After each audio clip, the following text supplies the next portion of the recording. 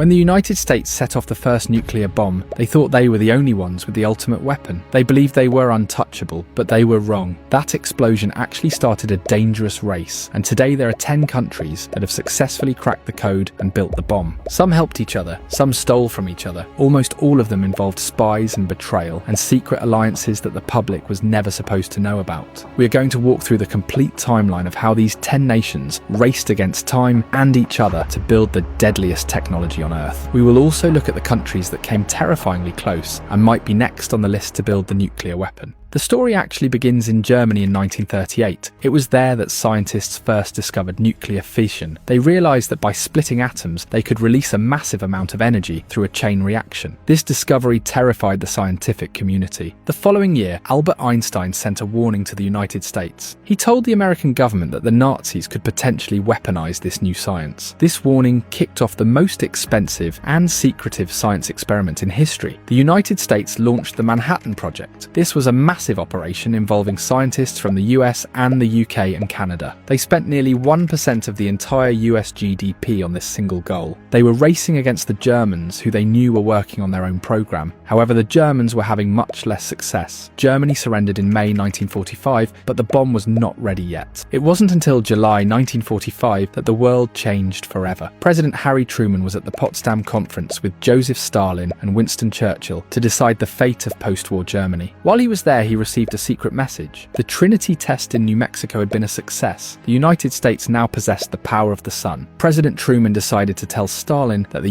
US had a new weapon of unusual destructive force. He expected Stalin to be surprised, but Stalin just nodded and said he hoped the US would make good use of it against Japan. Truman did not know that Stalin was already fully aware. The Soviet Union had spies embedded deep inside the Manhattan Project. Internally, Stalin was furious that the Americans had beaten him to the finish line. In August, the US dropped 2 bombs on Japan and ended the Second World War. But as the smoke cleared, a new race had begun. The Soviet Union became the second country to join the nuclear club. They had started their research as early as 1941. They became suspicious when they noticed that American and British scientists suddenly stopped publishing papers on nuclear physics. They realized the work had gone underground. After seeing the destruction in Japan, the Soviet program went into overdrive. They had stolen a massive amount of data from the Americans, but they had a problem. They were paranoid.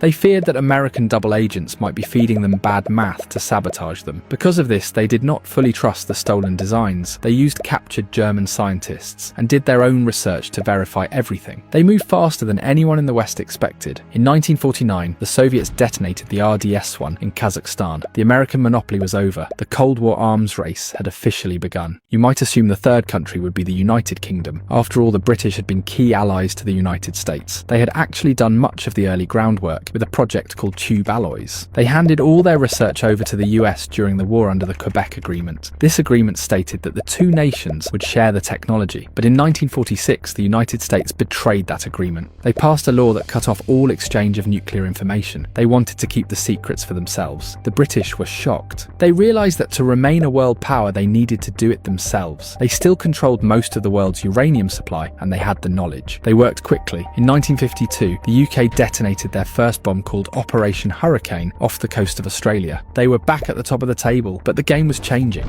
Bombs dropped on Japan were fission bombs. By the early 1950s, scientists were working on something far worse. They were building thermonuclear weapons. These are also known as hydrogen bombs. Instead of splitting atoms, these bombs fused them together like the energy inside a star. These weapons were hundreds of times more powerful than the Hiroshima bomb. Scientists like Oppenheimer begged the government not to build them. They warned it would lead to the destruction of mankind, but President Truman ignored them. In 1952, the US tested Ivy Mike. It was the first hydrogen bomb. The Soviets followed in 1955 and the British in 1957. The destructive potential of the human race had just multiplied by 1,000. The fourth country to join the list was France. France had been humiliated during the Suez Crisis and felt pushed around by the superpowers. They decided they needed their own deterrent to ensure they were treated as a great European power. The United States was strongly against France France having nukes. They tried to discourage it, but President Charles de Gaulle was adamant. He famously stated that nuclear weapons were essential for French sovereignty. France sourced uranium from their colonies in Africa like Madagascar and Gabon. Even though France was still rebuilding from the destruction caused by World War II, their scientists worked tirelessly. In 1960, France drove out into the Sahara Desert in Algeria. They detonated their first device called the Gerboise Bleu. The explosion sent a massive message to Washington and the world. France was proving